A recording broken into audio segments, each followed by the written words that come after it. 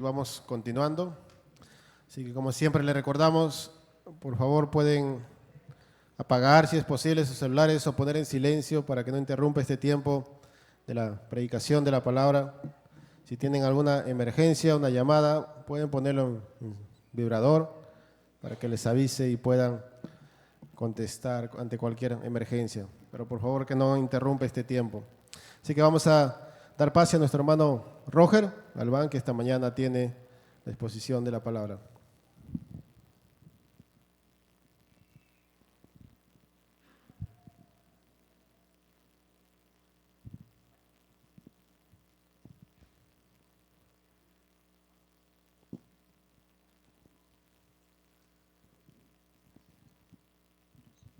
Hermano, buenos días, en el nombre del Señor. Bueno, vamos a hacer algo práctico antes de continuar. Un saludo al que esté a su lado, un abracito ahí para calentarnos un poquito con este frío.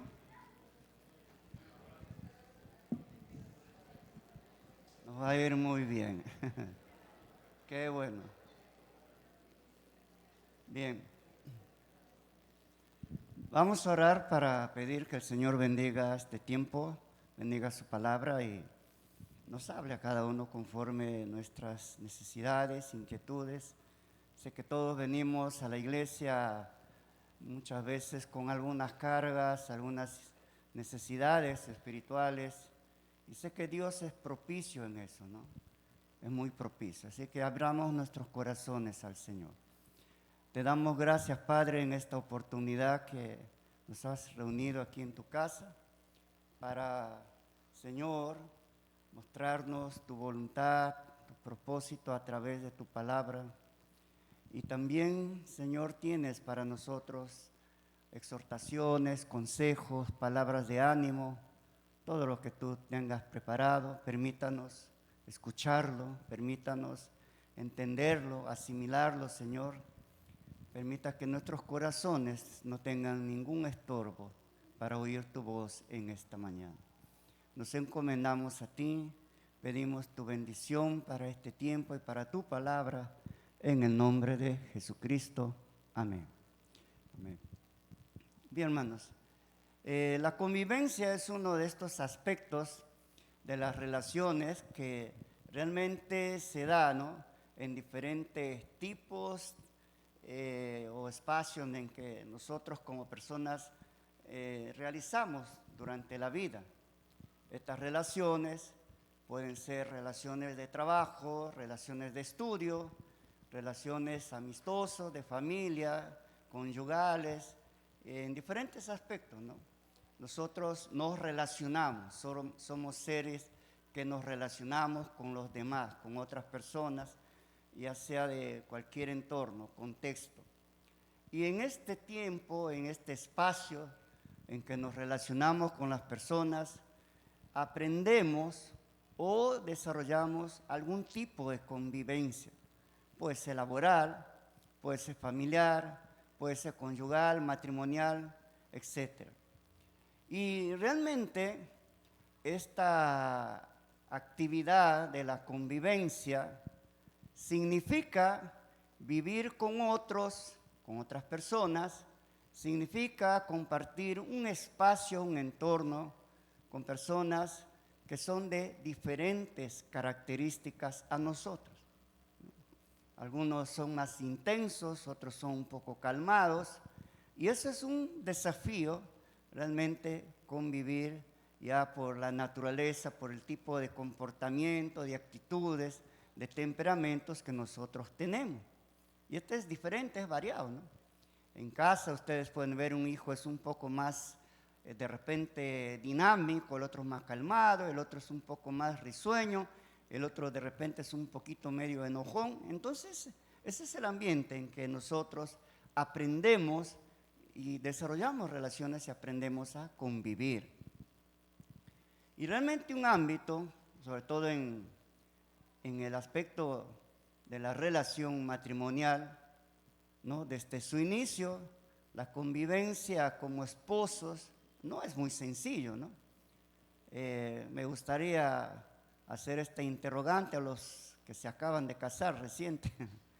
Algunos ya están siendo papás y bueno, sé que todos hemos pasado por ese proceso y como esposos por las diferencias que tenemos, por educación, cultura o forma de vida, realmente ese periodo de adaptación en un inicio a veces es un poquito intenso, hasta ciertamente conflictivo, podemos decir así, ¿no? Pero el proceso relacional de adaptación se da según la madurez espiritual y una comunicación pues permanente ayuda a que esta convivencia sea un tanto llevadera y también hasta agradable, ¿no? Y al ver este asunto de la convivencia, hermanos, justamente el tema que nos corresponde hoy, estaba pensando cómo esto puede ayudarnos como iglesia. Algunos dirán, pero no es algo que me interesa, no es un tema que tal vez sea para mí, tal vez para otros, pero el Señor siempre tiene una palabra para todos, ¿no? Al ver este asunto de la convivencia en un ámbito de yugo desigual, se puede observar, ¿no? Ustedes conocen esto, que sumado a las diferencias de caracteres, de cualidades, de temperamentos que tenemos, se suman la diferencia de creencias, porque realmente una persona que es cristiana con una persona que no es cristiana, conviven juntos, son parejas, son esposos, ahí entra a veces un tema de conflicto por tema de la fe o de los comportamientos que varían, ¿no?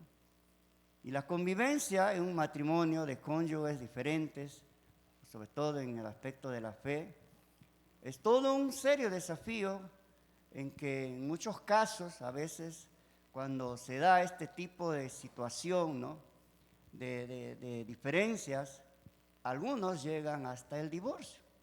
Hay parejas que cuando tienen, ¿no? ya dentro de una relación conyugal, de matrimonio, uno de los cónyuges se casa, se convierte a Cristo, a veces se da un serio conflicto en la familia, ¿no? o en el matrimonio, y donde realmente hay tiempos de tal vez de discusión o la relación es tan intensa que muchas veces llega a ser ya insostenible, que la pareja llegan al divorcio algunos, ¿no? porque ya no soportan. Y dentro de este ambiente, dentro de esta situación, dentro de esta convivencia, lo más doloroso es que cuando ya sea el esposo que es cristiano o la esposa que es cristiana, ¿no?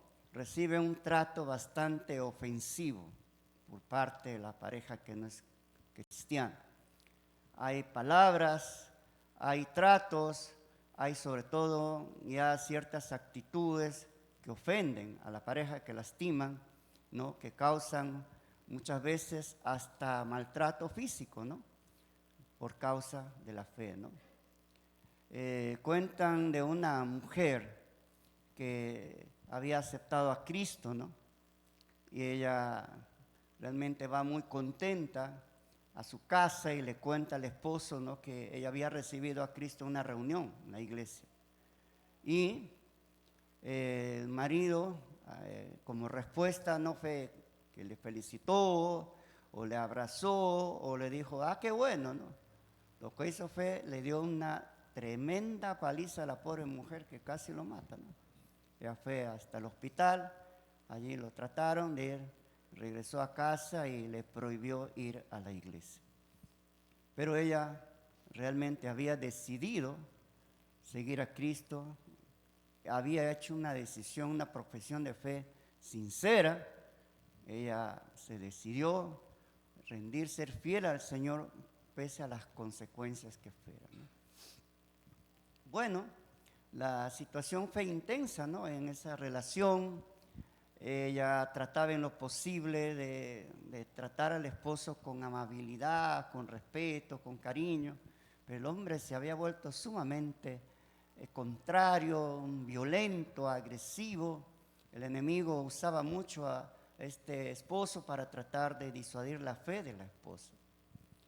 A tal punto que le dijo, estás prohibido ir a la iglesia, ¿no? Y si vas, él tenía por allí una herramienta, un hacha, le dice, yo voy con ese hacha y te mato, le dice.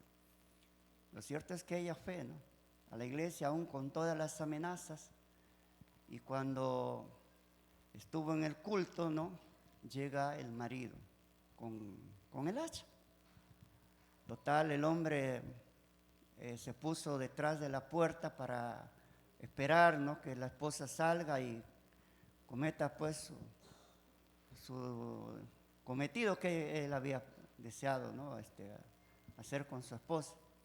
Cuando el mensaje que estaban predicando en esa mañana, ¿no?, fue tan profundo que tocó el corazón de este hombre, y la oración de esta mujer, que estoy seguro que habría orado mucho por el esposo, tocó el alma y él se convirtió.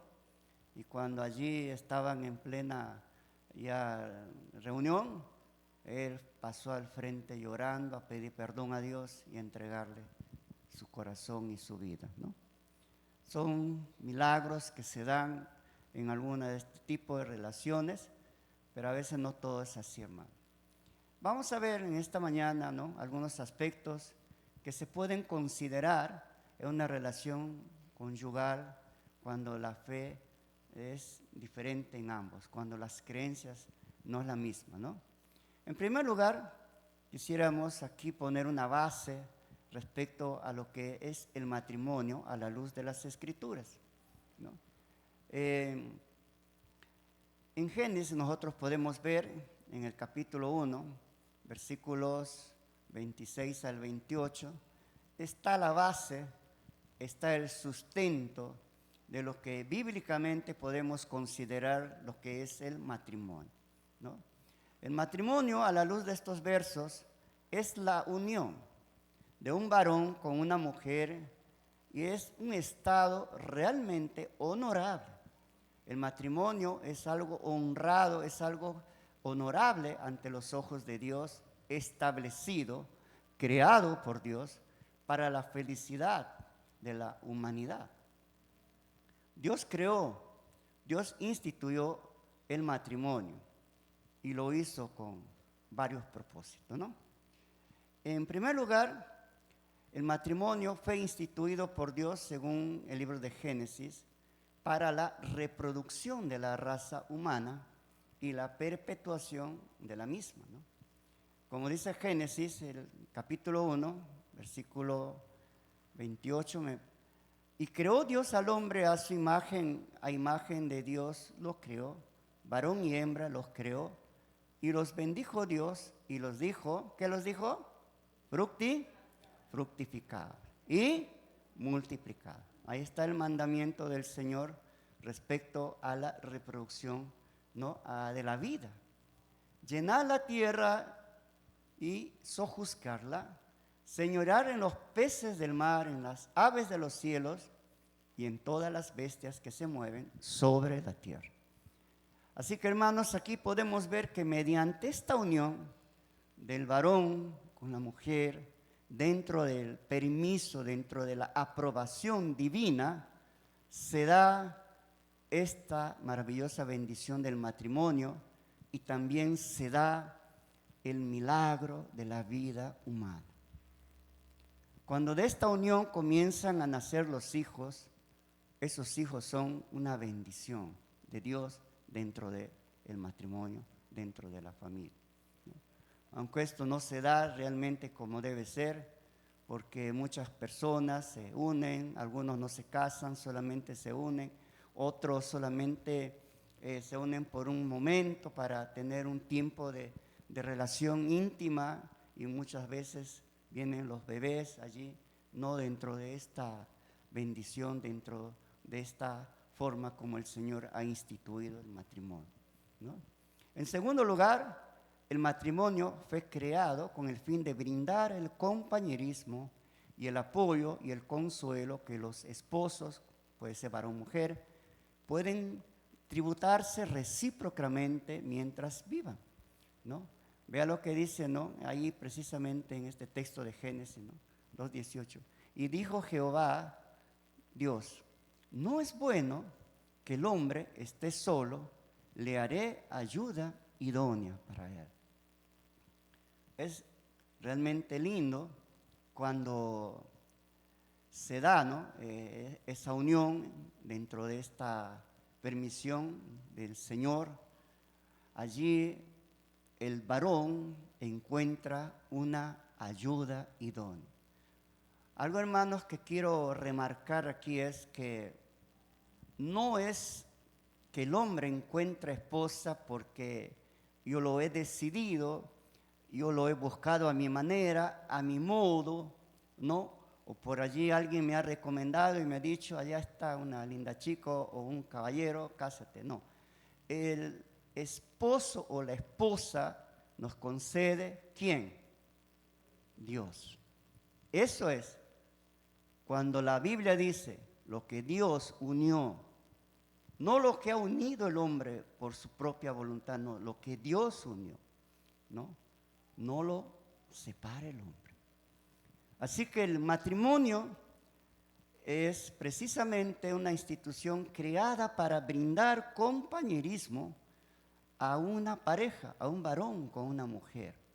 No a dos hombres, no a dos mujeres, sino un varón con una mujer. Esa es la institución divina que la iglesia y los creyentes deben sostener, deben establecer y deben realmente, ¿no?, sacar adelante e incluso defender esta unión establecida por Dios, porque la Escritura así lo declara y es lo que Dios ha instituido. No debemos nosotros, como iglesia ni como cristianos, permitir todo lo que en estos tiempos se está dando dentro del movimiento de la ideología de género, como ustedes han sido testigos de las tremendas blasfemias que se ha allí manifestado en las Olimpiadas, ¿no?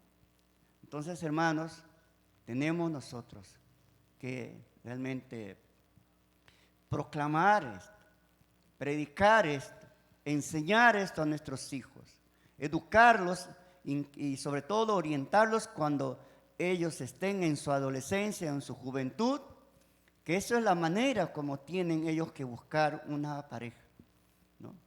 Orar y pedirles que ellos aprendan a esperar que la idónea o el idóneo viene de parte del Señor.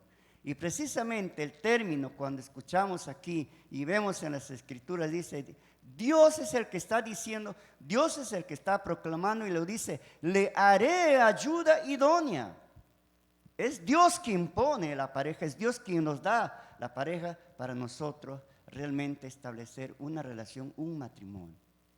Entonces, cuando esto es así, realmente va a haber menos divorcios, menos conflictos, va a haber realmente menos separaciones, ¿no?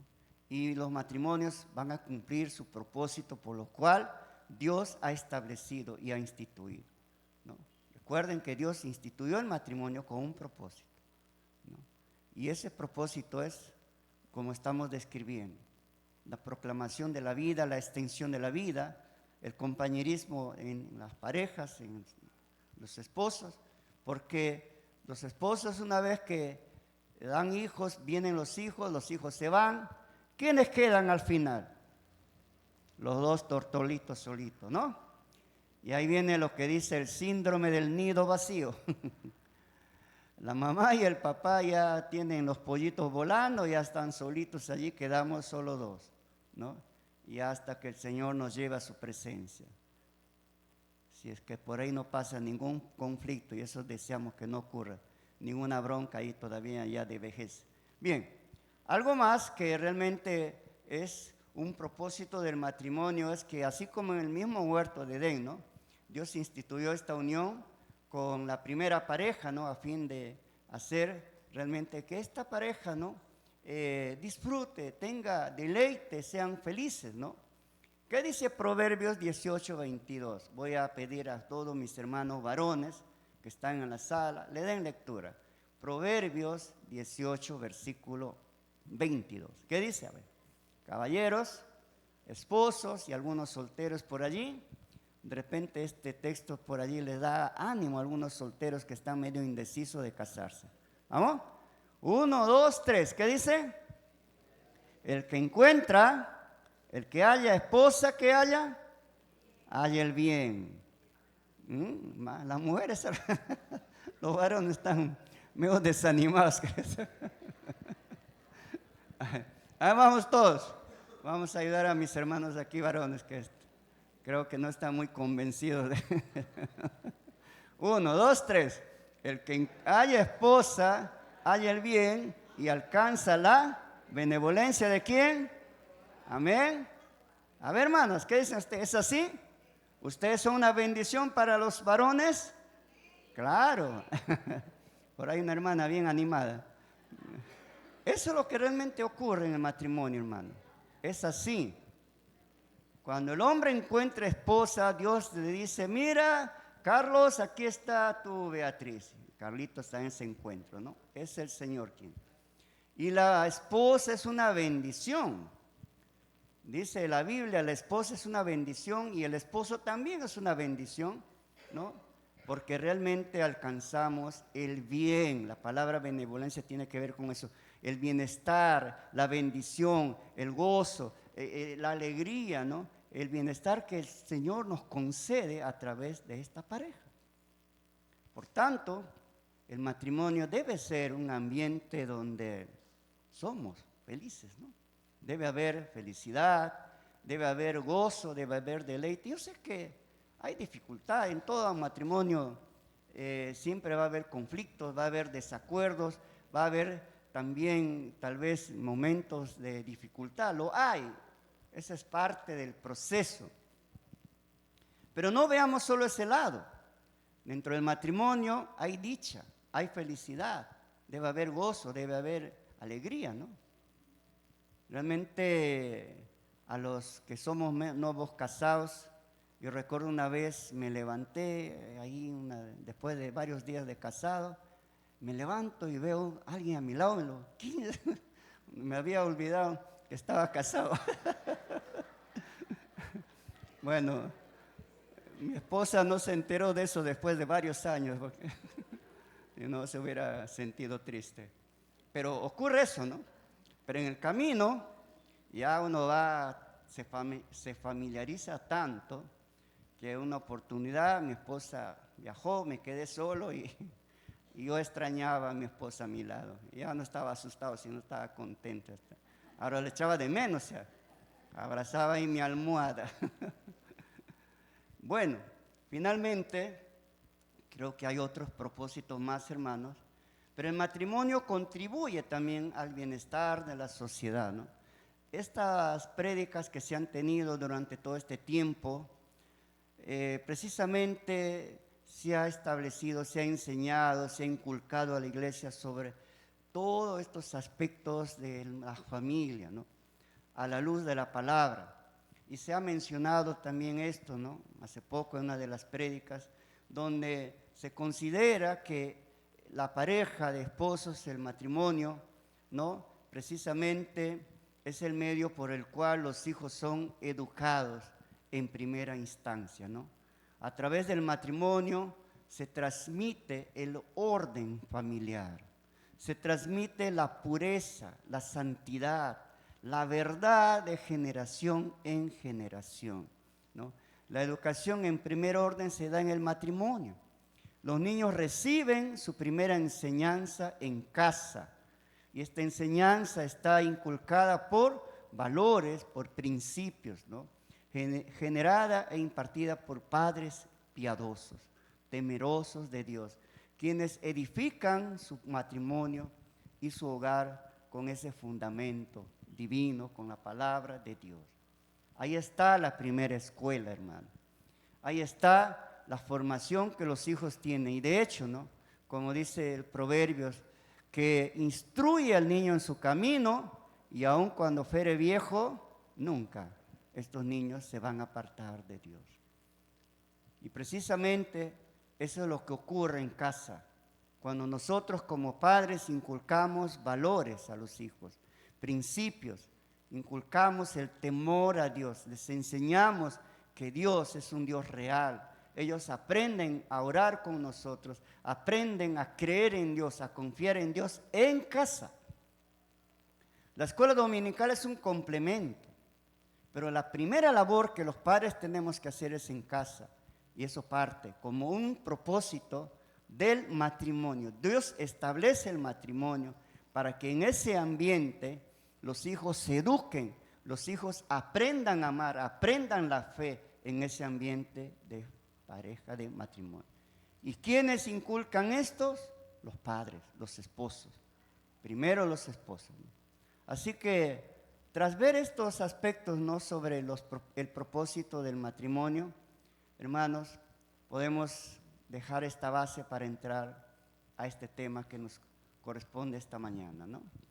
Estos y otras razones más, como dije, ¿no?, realmente es la razón por la que Dios une a este varón y a esta mujer en matrimonio. Y realmente ello implica, ¿no?, vivir por la voluntad de Dios. Escuchen esto. Nos unimos por la voluntad de Dios. Nos unimos para hacer la voluntad de Dios. Y nos unimos en la voluntad de Dios, ¿no? Eso es importante.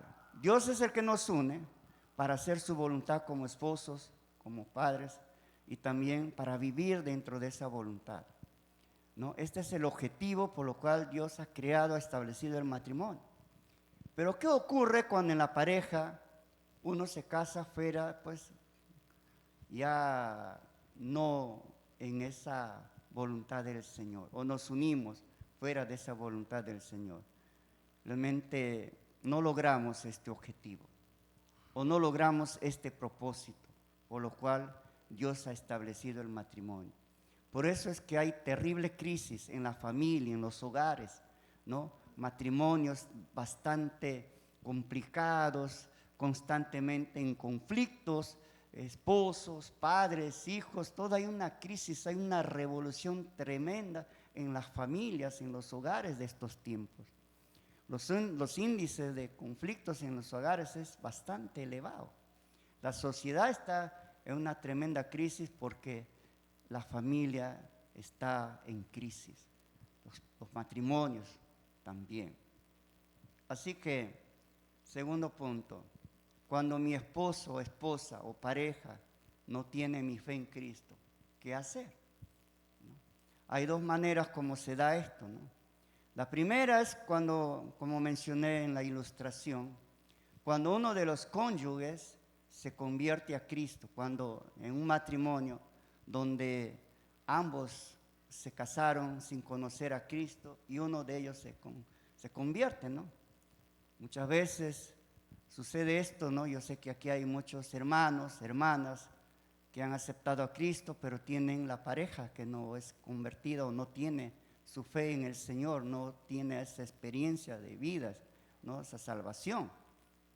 Y a veces se suscita ciertos cambios, ¿no?, porque ya la pareja extraña un poco.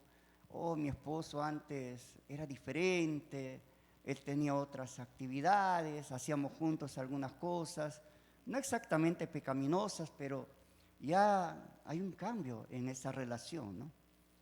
Y eso a veces genera cierta tensión también. Ya a veces, o el esposo espera que la esposa siga como antes, haga las cosas de antes. A veces hasta extrañan las peleas que han tenido. Entonces, ¿qué le pasa a mi esposo? Ya no es como antes, ya no me grita, ya no me llama la atención, porque muchas veces ya es como un estilo de vida, hasta costumbre, ¿no? Y ahí muchas veces comienza a suscitarse alguna tensión. Pero la otra manera para que suscite este tipo de relación, ¿no?, es cuando muchas veces, y esto sobre todo va un consejo para los jóvenes o señoritas, no tomamos la decisión de casarnos con una persona no cristiana. Pasa esto, ¿no? Siendo creyente, siendo una persona que conoce la fe, sabe la palabra de Dios, toma la decisión de contraer matrimonio con una persona que no es cristiana, ¿no? Y la Biblia normalmente en este caso llama a este tipo de relación, a este tipo de matrimonio, una relación o un matrimonio de yugo desigual, ¿no? Y lo considera un pecado, lo considera un acto que no agrada a Dios. Escuchen, hermanos jóvenes, no agrada a Dios que tú, conociendo a Cristo, conociendo la palabra, te cases o tengas una relación con una persona que no tiene tu fe, no ama a Dios, no es cristiano. ¿Están de acuerdo conmigo? ¿Sí? ¿Quién dice eso? La Biblia. La Biblia lo dice. Ahora vamos a ver, ¿dónde está esto? 2 Corintios 6:14. 2 Corintios 6:14. Pablo da aquí una ilustración, no exactamente habla en base a una relación de matrimonio, pero ya nos deja allí un principio cuando dice, no os unáis en yugo desigual con los incrédulos. Repitan conmigo, no os unáis en yugo desigual con los incrédulos. ¿Por qué? ¿Qué compañerismo tiene la justicia con la injusticia? ¿Y qué comunión la luz con las tinieblas? Ahí está la pregunta. ¿Qué ocurre cuando un creyente se casa con una persona no creyente?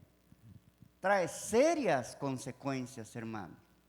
Muchos ancianos, líderes, hemos sido testigos de cuántas veces se dio esto en muchos jóvenes. A los meses, algunos a los años, venían completamente arruinados la vida, llorando, arrepentidos de haber tomado decisiones que les lastimó, les destruyó la vida, ¿no? Y eso ocurre, ¿no? A veces muchos jóvenes vienen a la iglesia buscando una linda chica y lo llevan, eso pasa. Y hasta chicas vienen por un chico y lo llevan también, ¿no? Y a veces en nuestra ingenuidad muchas señoritas o muchos jóvenes hacen una tremenda o un atrevido reto y dicen, no, yo lo voy a convertir. Mi pregunta es, ¿en qué le vas a convertir? Tú no tienes el poder ni la capacidad para transformar el corazón de una persona. Eso solamente tiene Dios ese poder para cambiar, para transformar la vida de una persona.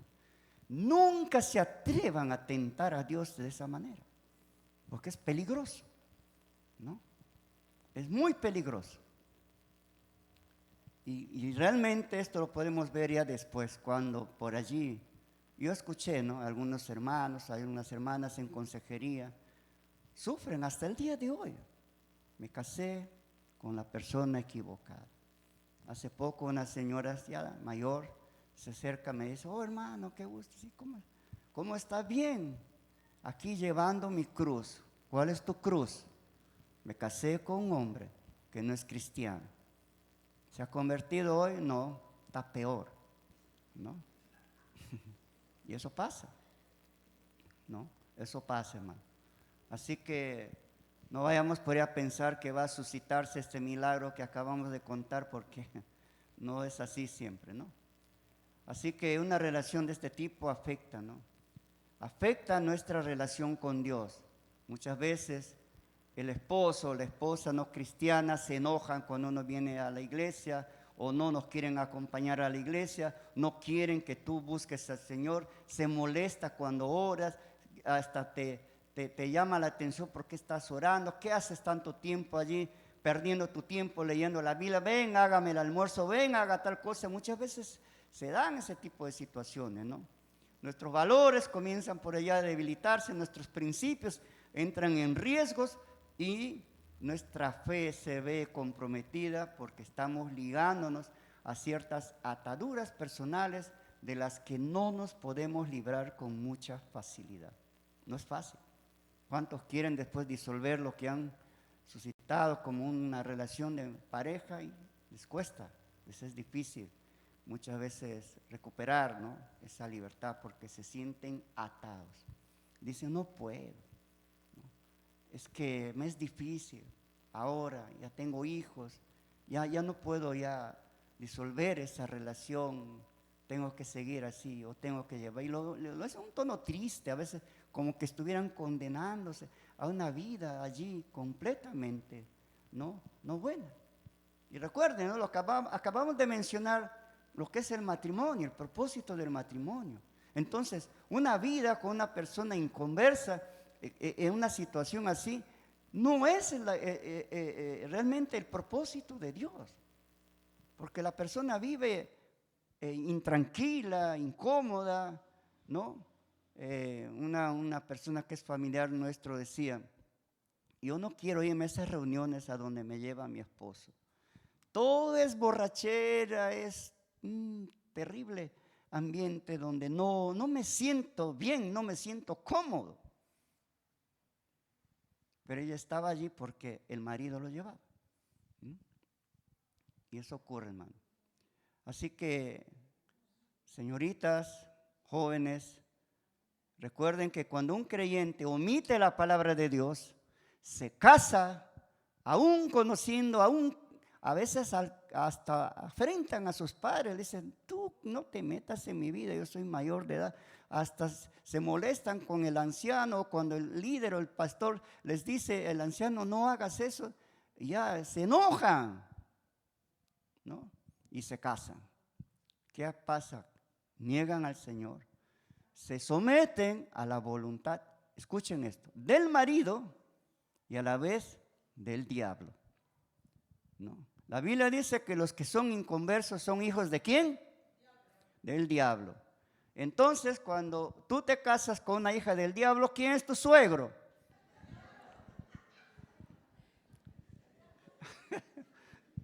Figuradamente, ¿no? Así que ya saben, cuídense del suegro. Bueno, hermanos, vamos a concluir con esto. El reto de un matrimonio que tenemos en yugo desigual, ¿no?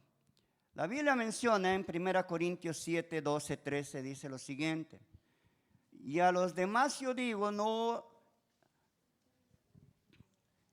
el Señor, si algún hermano tiene una mujer que no sea creyente y ella consiente vivir con él, no lo abandone. Es un consejo de Pablo que da aquí a las parejas que tienen esposo o esposa no creyentes.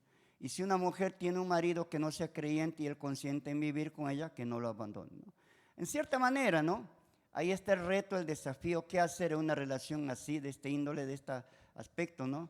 Donde tenemos pues un esposo o una esposa que no es cristiana.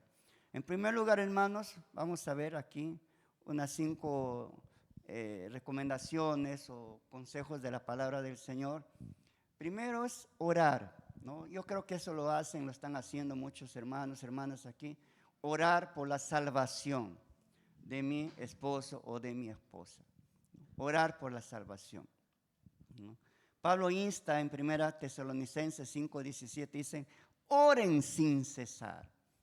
Esto implica una oración continua, una oración constante que uno debe hacer por un propósito, por una necesidad, por algo que nosotros vemos allí dentro de nuestra relación. Sobre todo, si mi meta es que mi esposa o mi esposo alcancen la salvación, ore sin cesar.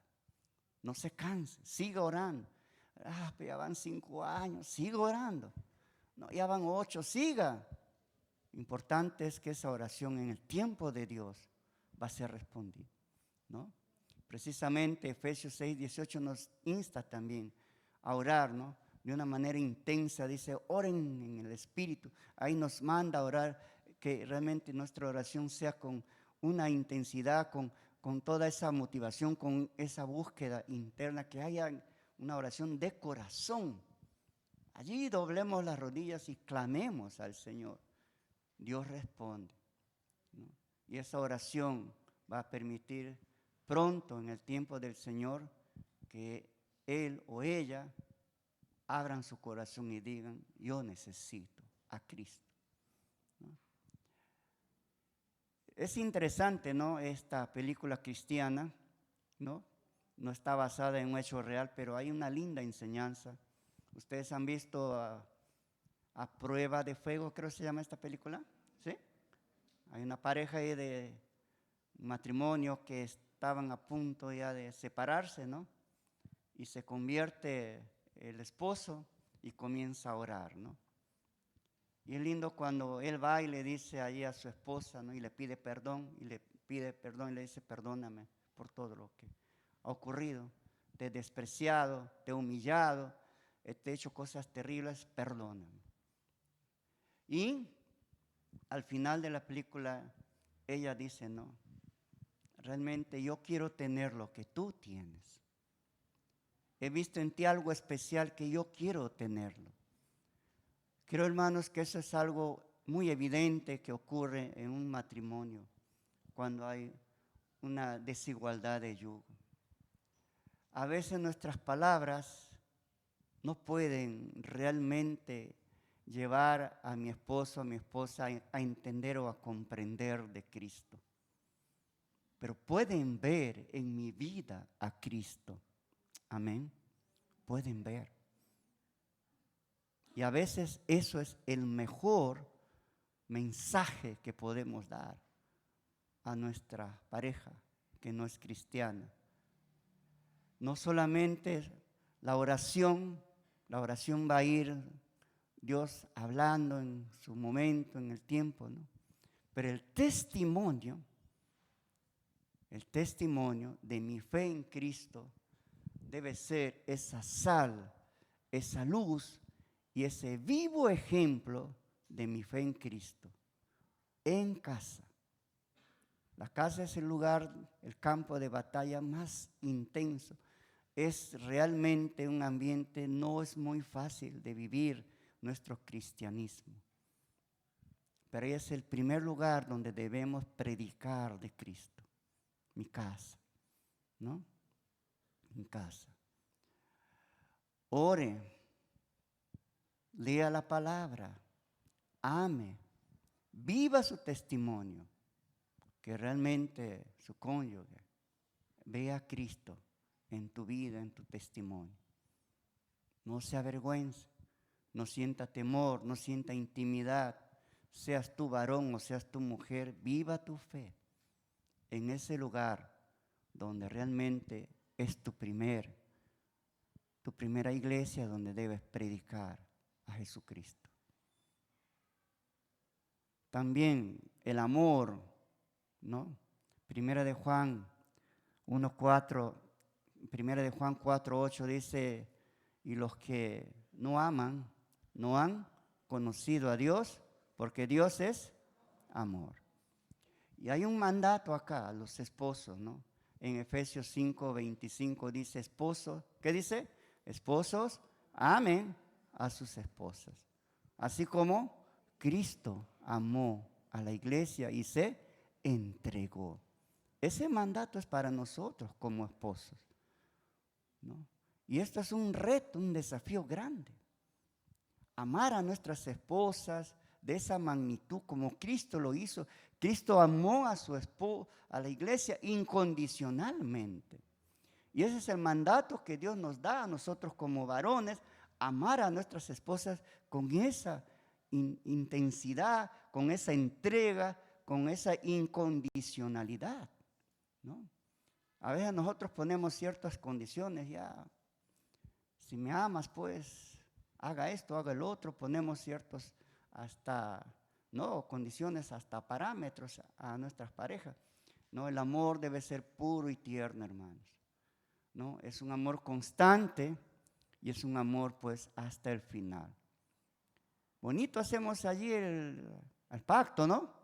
Cuando estamos emocionados ahí al frente, en el altar, ahí, le vemos a la chica de blanco, qué linda mi esposa.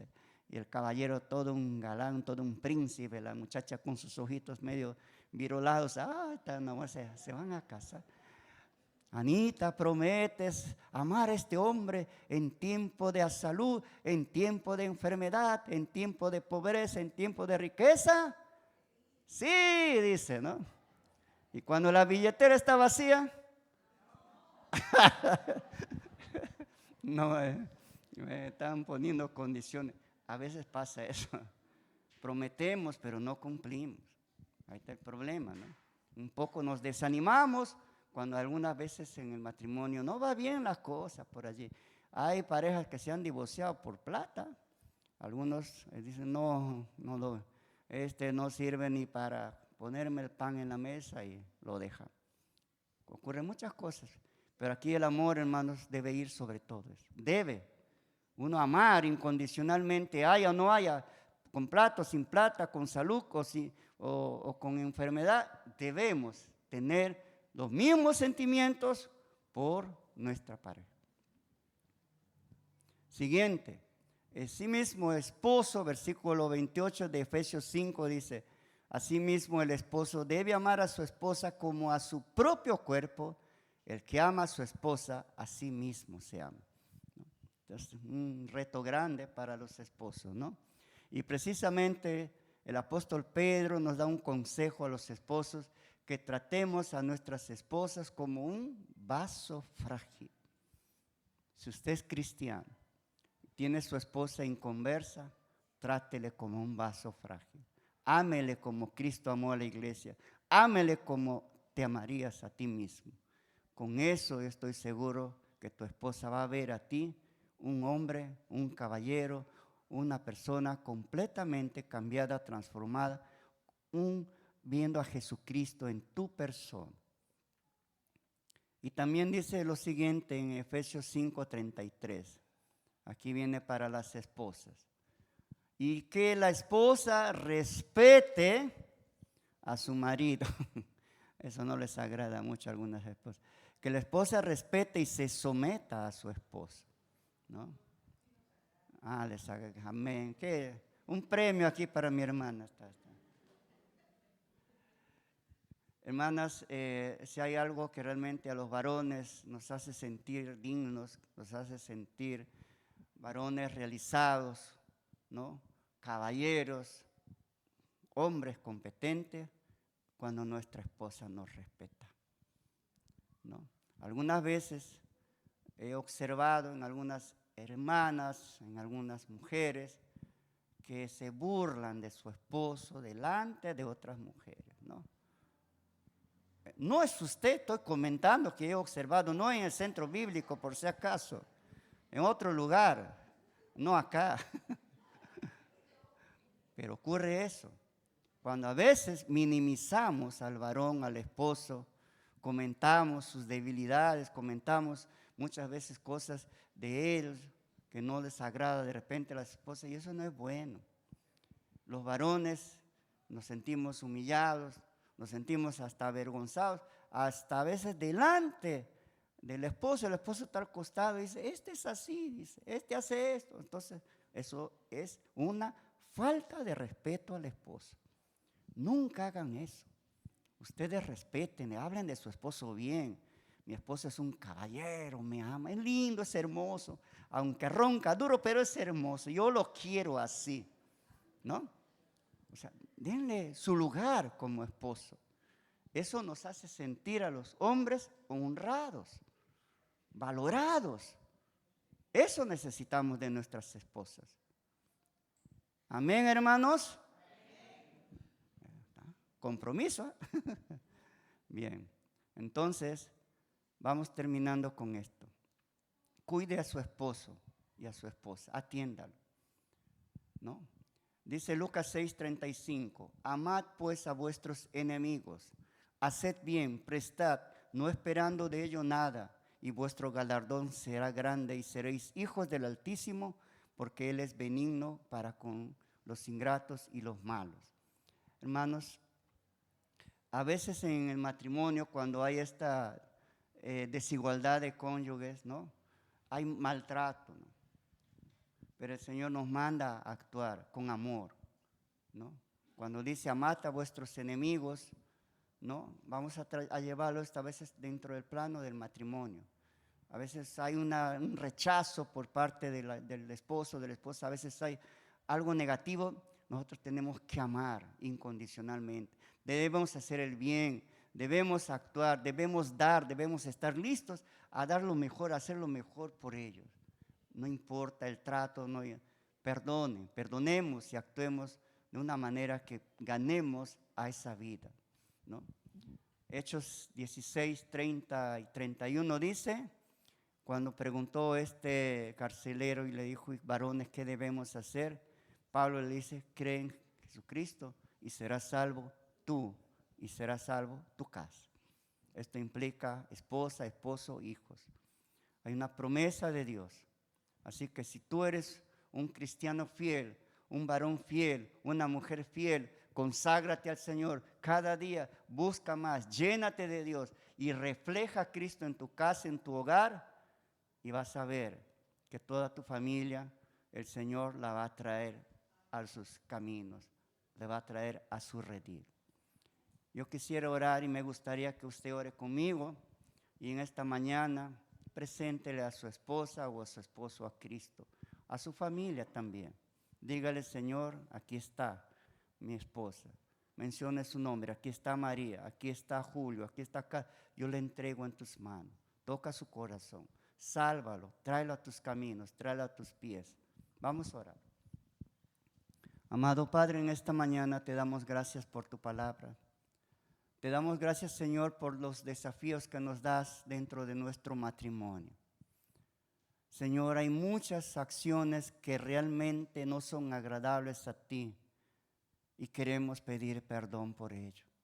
Ayúdanos a reflejar tu amor, a reflejar a Jesucristo en ese lugar donde nos has tocado vivir ahora. Hay retos, hay desafíos, pero en esta mañana te entregamos nuestra familia, Señor, en tus manos. Pedimos por las esposas, por los esposos que no te conocen.